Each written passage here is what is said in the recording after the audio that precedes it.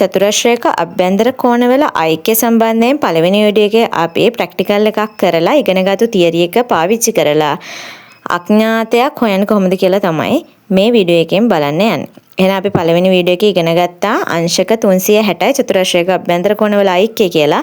එහෙනම් මේ දීලා තියෙන හතරම අභ්‍යන්තර කෝණ නිසා මට අභ්‍යන්තර කෝණවල ඓක්‍යයට සමාන කරලා මේ විදියට ලියන්න පුළුවන්. එහෙනම් මම හතර දෙනා පෙළ ගස්වලා 360ට සමානයි කියලා පළවෙනි ලයින් එකේ ලියනවා. ඊළඟට ඔන්න මේ ලිව්ව පළවෙනි ලයින් එකේ දන්න අගයන් තුනක් තියෙනවා 110 120 70 තුන් දෙනා එකතු කරලා අගයක් ගමු 0.0.0 7යි 2යි 9යි 1යි 10න් බිඳුවයි එකක් ඉතිරි ඊට පස්සේ 1යි 1යි 2යි 1යි 3යි එහෙනම් අංශක 300ක් ආවා x ලිව්වා සමාන ලකුණ කෙලින් සමාන ලකුණ දැම්මා 360 දැම්මා එහෙනම් x තමයි මට හොයන්න ඕන එහෙනම් 360න් 300ක් අඩු කරන්න ඕන එහෙනම් x කියලා කියන්නේ කීයද අංශක 60යි. බලන්න සමාන ලකුණ එකකින් ලස්සනට මේ ටික පෙළ ගැස්වලා ගැටලුව විසඳන්න.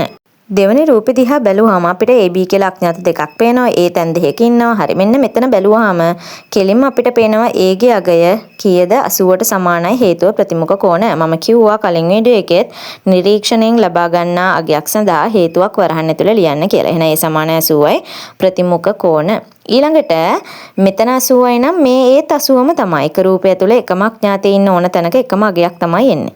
එහෙනම් චතුරස්‍රයක අභ්‍යන්තර කෝණ වලට ඓක්‍යයට දාගන්නකෝ. එතකොට දන්නේ නැති b පමණයි 360ට සමාන කරගත්තාම මට දන්නේ නැති bව හොයාගන්න පුළුවන්. එහෙනම් 55යි 82යි එකතු කරලා b කියන එක්කෙනත් එකතු කළාම 360ට සමානයි. එහෙනම් මෙතනින් අගයක් ගමු 5යි 1යි 2යි 215 එකතු කිරීම b සමානයි 360යි. එහෙනම් b ගේ අගය 360න් අඩු කරන්න ඕන අර 215.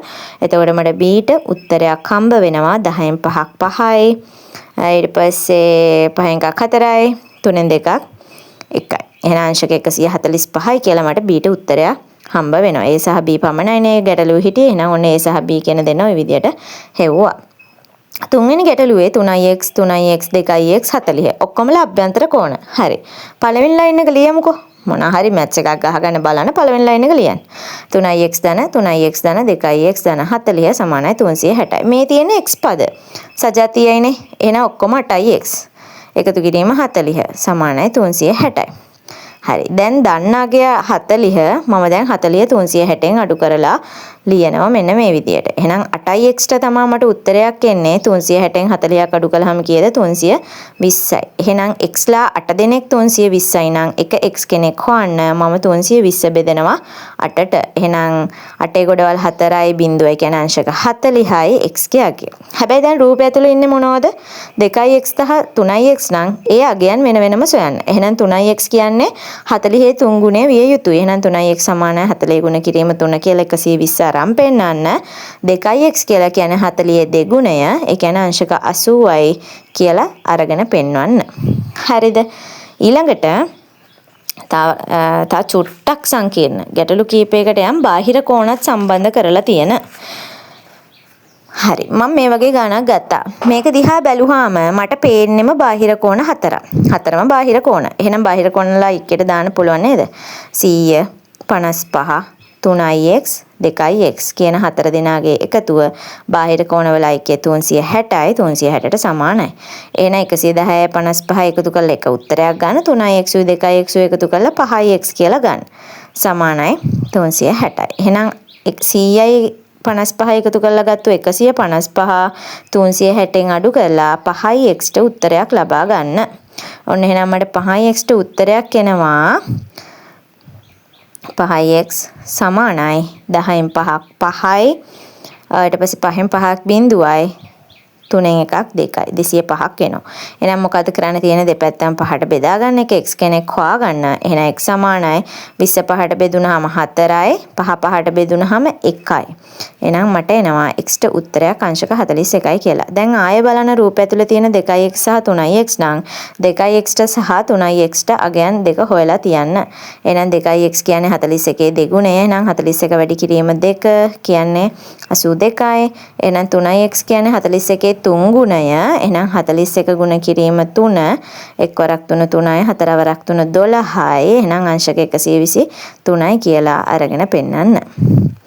හරි ඊළඟට ඊළඟ ගානේ බාහිර කෝණ ත්‍රිකෝණයකුත් පේනවා චතුරස්‍රයක බාහිර කෝණ පේනවා ත්‍රිකෝණයක බාහිර කෝණ පේනවා බලමු මොනවද තියෙන්නේ ලොකු චතුරස්‍රය දිහා බැලුවාම බාහිර කෝණ 4න් 3 දෙනෙක් දන්නවා එහෙනම් දන්නේ නැති එක්කෙනෙක් ඉන්නවා ඒකත් හරි එහෙනම් මෙතනින් මට මුලින්ම ලියන්න පුළුවන් සීගේ අගය හොයාගන්න චතුරස්‍රයක බාහිර කෝණවල ඓක්‍යයට දාලා 100 ධන 98 ධන 92 ධන c සමානයි 360යි කියලා. දන්න තුන් දෙනා එකතු කරමු බිඳුවයි. එතනින් 9යි.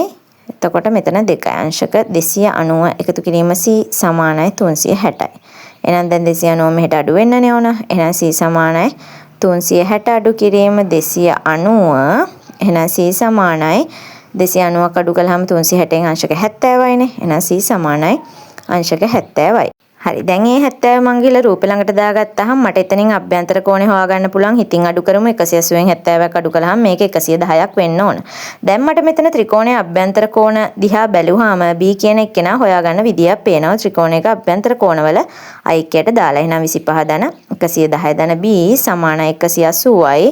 දන්න දෙන්න එකතු කරන්න 135යි b සමානයි 180යි. දැන් 135 මේට අඩු කරන්න b සමානයි 180 අඩු කිරීම 135. එහෙනම් b සමානයි 10න් 5 5යි. ඊට පස්සේ 7න් 3ක් එනවා 4යි.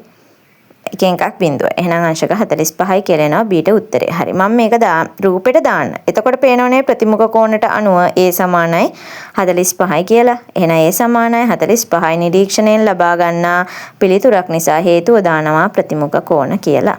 එහෙනම් අපිට මේ විදියට මේ තියරි පාවිච්චි කරලා ඕනම ගැටලුවක් විසඳ ගන්න පුළුවන්. හරියට අභ්‍යන්තර කෝණ සහ බාහිර කෝණ හොයාගන්න.